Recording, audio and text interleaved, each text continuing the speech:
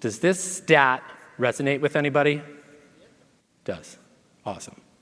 Well, maybe not awesome, right? I mean, 58% report moderate or worse. That's like, when you were there, like, oh, how was it? It's moderate or it's worse.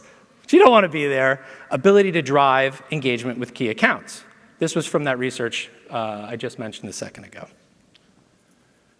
And I think what we all forget sometimes, I do, is that accounts don't buy your product or your services or whatever it is you're selling. People do.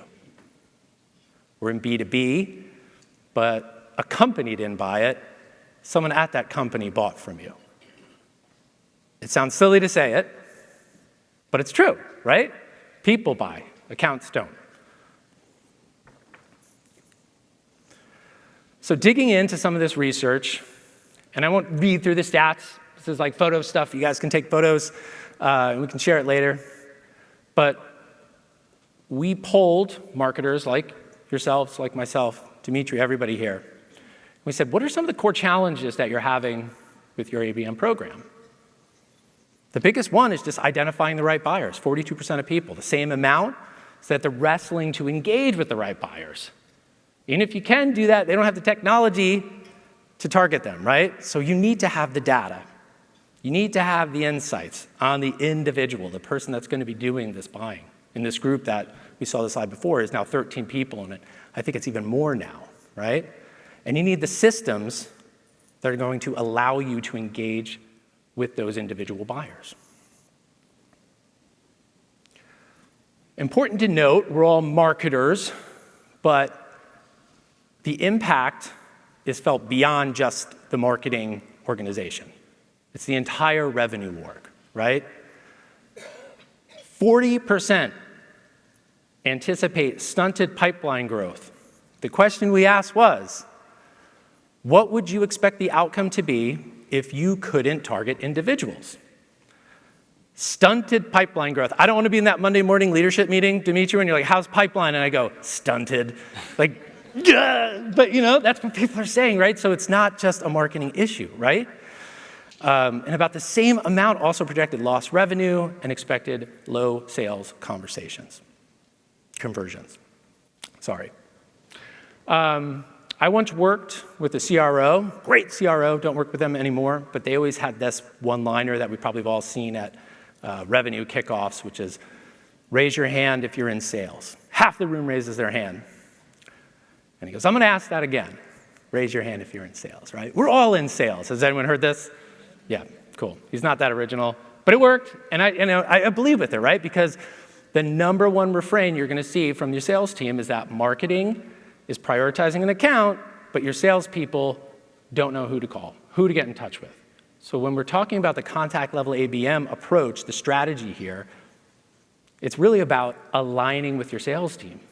Who are they going after? Because those are the people we're going to go after. Those are the people we're going to target. Those are the people we're going to measure the engagement with.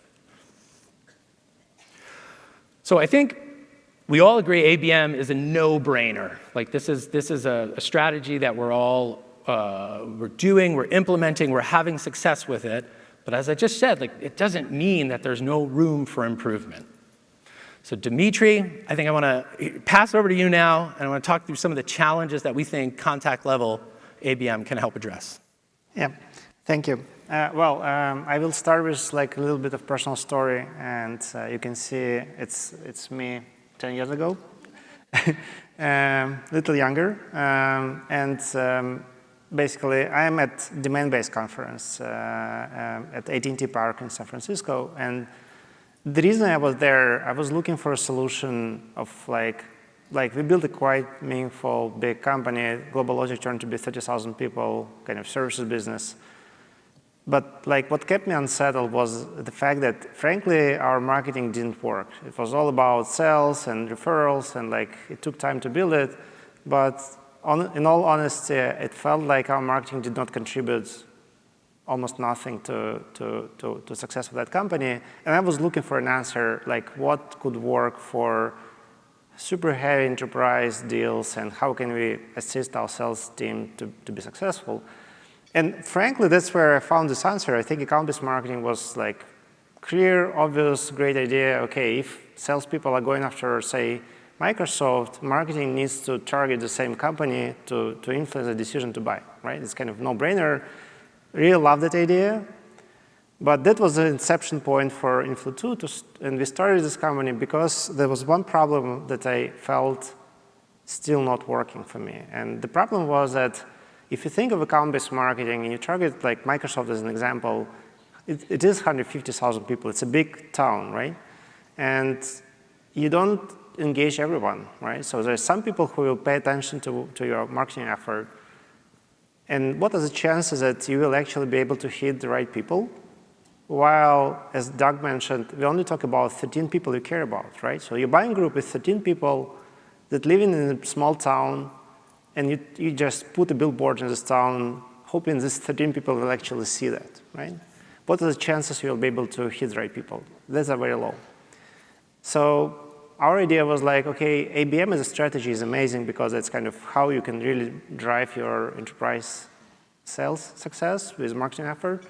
But the question was like, how can you execute it in the way it actually works and you're able to influence contacts that really make decisions, right? And there are multiple problems in this. One is obviously intent. I think, knowing that some account has high intent, this is amazing, right? It's kind of, okay, sales team, please pay attention. We have this great account. It's high intent account based on our data.